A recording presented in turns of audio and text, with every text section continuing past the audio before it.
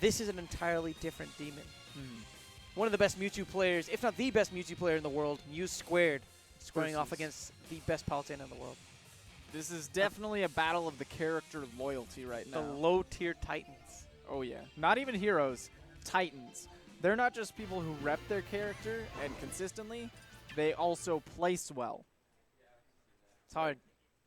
It's so difficult. I mean, you can go out every week with your low-tier character and go 0-2 and call yourself a low-tier hero. But you're a low-tier Titan when you do it and then make it to the top 8. Or, like one of these players will, top 3. So I'm thinking about this, and I know that Mew² gets a lot of utility off of his tilts, in particular the down tilt. Yes. But what Palutena possesses is a really nice forward air. And I'm not going to be surprised if we see the forward airs and the back airs be AeroLink's choice to approach, because it avoids the down tilt and puts on some nice damage as well. That's a very good point.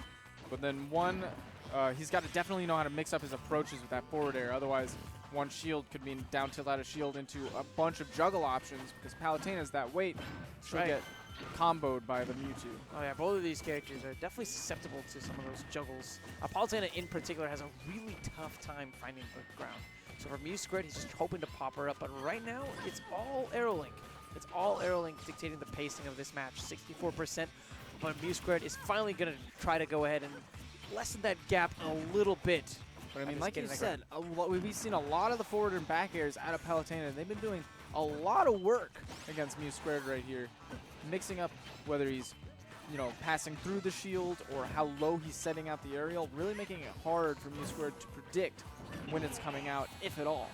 It's just tough, and he's not really finding any of those tilts right there.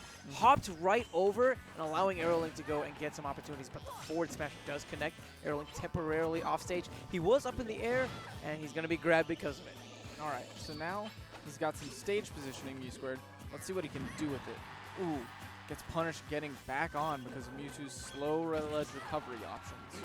Those dash attacks can be really, really scary. One of Palutena's best moves. That's some surprising knockback on it. But look at Mew² already trying to space around it. He got that grab pretty quickly, but AeroLink able to mash out even quicker. So it looks like the percents have evened up pretty close. Ooh, are we going to see, down throw, because he knows that up throw is not going to kill at this percent, even with this kind of rage. Yeah, he probably doesn't want to steal it, but covered that air dodge. We know that Mew² will go for them. Yeah, it's such a great anti-air option because it's such a lingering hitbox. I mean, look at how long that up tilt lasted. Just really great decision-making from AeroLink. He deserved to take that first stock. Oh, yeah. But now he's still sitting at 100%. Mew², ooh, picking up some percent for himself on the return. Nice patience from AeroLink, just waiting around that missed tech, wanting to figure out exactly what Mew² was going to do and then punished him so properly for it. And it's really strange for me to call it a momentum train out of AeroLink of all players, but he's kind of running a slow momentum train. It's a very slow train, but it's chugging. Yes. It is a sloth that has woken up. Yeah. He's like, you know what? I got ish to do. It might not be moving fast, but it's keeping Mew² from moving. Yeah, well, Mew² got that grab. Yeah, that's true, that's true. He's at 72%, but if he can somehow land a down tilt, he can put himself in a pretty decent position. But that up tilt, catching Mew² as he was trying to rush off of that platform, I don't know, neighbor, it just seems really tough. AeroLink's done a great job of just shutting off all of the approach options, really, that Mew² has been going for. Not only shutting off the approaches, but just doing a really good job of mixing up his own approaches and making it difficult for Mew² to pick any options. Yeah, I mean, even though he doesn't get as many follow-ups off of it, I'm surprised he's not going for maybe some more raw barriers or options like that, because right now, AeroLink's doing a great job of spacing around the down tilt, but I think he'd still be susceptible to that. Down throw into the up air. So what I think, one thing that Mew² could do going into this next match, less of the down tilt as his spacing option, more of maybe the jab or the up tilt, because those don't get, completely overridden by a jump. It's true. When the opponent jumps over you, they'll jump straight over the down tilt. But jumping into the jab or up tilt will lead into more stuff as well. It's just that he gets so much utility off of the down tilt, right? That's why he goes for it so often. It's because he knows if he can connect it, it's going to be big. And Mew², he wants more options in neutral when it comes to starting off that combo game. And because of that, I think Pikachu is a perfect counter pick. The up tilt in particular is going to be great to deal with some of the aerial options that we've seen AeroLink go for time and time again. It's such a nice anti-air option, and they could maybe deal with the wall of bears and fairs. And not to mention, one thing that I've noticed that was super prevalent in that last match is AeroLink covering all of Mew²'s options, getting down. Pikachu doesn't have the worst trouble getting down with Quick Attack as an easy escape option. That's true. Because he's going to be a lot less susceptible to juggles, it's going to be a lot harder, for AeroLink to get some of that damage that he needs. Right now, Mew² off to a fantastic start, 57%. AeroLink probably needs a little bit of time to calibrate to this new character, but when he does, you can expect some big punishes. It looks like a pretty even game so far with about 50% on either character. Mew² trying to figure out his way in. Ooh, going for that holy grail. The holy grail? The holy grail, that down air. He chose poorly. But Nice from Mew². I love the little cross-ups that you can do with that quick attack. Just so trippy.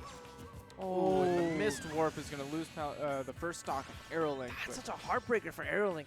Time and time again, he's proven how proficient he is. I've seen this man edge cancel those warps over and over. effortlessly. And so for him to not snap to that ledge, just could be the fact that it's late at night, but he's not missing a step. That empty hop forward smash, beautiful. Brilliant. One. We almost never see those chicken wings coming out, but when they do, they hit. Yeah, you're getting, when they do, somebody's getting served for sure, man. It will not be delicious for anyone except AeroLink. Oh, yeah. And now it looks like Pikachu might be trying to give Palutena a bit of a tip with this percent that he's tacking on. Maybe. Maybe. But how God. good was the service? How good was service? Yeah, real talk. Tip at least like 20. 20 is a good number. Servers need it because there's a lot of people that don't tip. God. I say that as someone who has actually never been a server, so you know that it's real. All right. Anyways, getting back into the fray of things. Mew² retaining a slight lead right now, but AeroLink showed in that last talk that when it comes to the mid game, he's so good at pulling away. Mew² doing a really good job of escaping that jab into grab, a constant that we see out of AeroLink. And now he's getting his own combos in return. And this is the thing, because AeroLink's going to have a hard time actually landing onto the ground, I wouldn't be surprised if the finishing blow is going to be an up smash. Yeah, I mean, we did see with the matches between Cosmic Cosmos and Gibbous that covering the landings with the up smash is super effective. Yeah, definitely a theme for that match. But still, AeroLink is looking pretty poised. It's losers semis, and AeroLink doesn't show any signs of stopping just yet. If Mew² is going to do this, he needs to do so now. We saw how much AeroLink can get off of a grab. It could end the set right here. The good DI. Mew² was following it, but just missed. He jumped a little bit too high, I believe. I think that AeroLink was maybe trying to bait Mew² into doing the up smash, but Mew², because he used the up tilt, was able to react accordingly to that slight drift that we saw. Trying to make it back onto center using that quick attack. It's a really close game at this moment. The Nair comes out. He's going to be pushing AeroLink off slightly. Oh, that was the up smash. He misspaces the F smash. If he had maybe turned around with the up smash, it would have been enough, Neighbor. You're right. So, I mean, like we're seeing, it looks like Mew² prefers not to go for the up smash to cover the landing options as much as he loves other options. Quick attack just outside of range of that up air, but the dash attack collides, and it's going to be enough. AeroLink with the pop-off, and he's going to go and take out another player 2-0 in this loser's bracket. I think he startled Mew² a little bit with Dude, that. he startled all of us, man. Woke me up a little bit after that music that was playing. It wasn't too. I was falling asleep with that with the nighttime theme and the Palutena. Yeah, man, you took off the glasses and you started drinking that chamomile tea. It was time to chill out for a second, a little bit. Thank you, M. M saved us all.